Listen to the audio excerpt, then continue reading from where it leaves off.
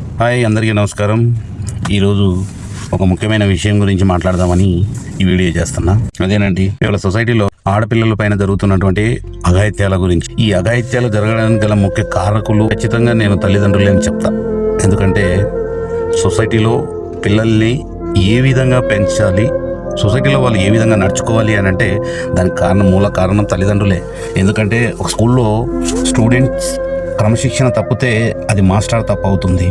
అదే పిల్లాడుగా అమ్మాయిగా అదే క్రమశిక్షణ ఇంట్లో తప్పితే తల్లిదండ్రులది అవుతుంది. సో ఈరోజు సొసైటీలో ఏ విధంగా ఉందంటే దానికి ఒక చిన్న ఎగ్జాంపుల్ చెప్తా.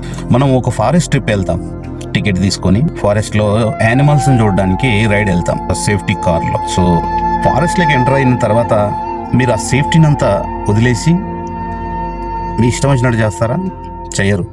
ఎందుకంటే మీకంటూ ఒక రిస్ట్రిక్షన్స్ ఉంటాయి. సో అక్కడున్న ఫారెస్ట్ ఆఫీసర్లు ఏవైతే రిస్ట్రిక్షన్స్ మీకు పెడతారో వాటిని మీరు అతిక్రమిస్తే తగిన శిక్ష ఉంటుంది. సో ఆ భయంతో మీరు క్రమశిక్షణగా ఫారెస్ట్ ఆఫీసర్ చెప్పినట్టుగా మీరు ఒక సేఫ్టీ వెహికల్లో గైడ్తో పాటు వెళ్ళి బయటకు వచ్చారు. అయితే అక్కడ ఆ ఫారెస్ట్లో రకరకాల జంతువులు ఉంటాయి. కొన్ని జంతువులు మన పైన అటాక్ చేసే అవకాశం కూడా ఉంటుంది. సో దానికి తగిన సేఫ్టీ ప్రొటెక్షన్ ఆ ఫారెస్ట్ ఆఫీసర్ కల్పిస్తాడు. ప్రాణాపాయమైనటువంటి కొన్ని జంతువులు ఫారెస్ట్లో తిరుగుతున్నాయి. అలాంటి జంతువులే ఈ సొసైటీలో కూడా ఉన్నాయి. కాబట్టి మీ యొక్క అమ్మాయికి ఒక ఫారెస్ట్ ఆఫీసర్ లాగా మీరు ప్రొటెక్షన్ ఇవ్వాల్సినటువంటి బాధ్యత తల్లిదండ్రి పైన ఉంది.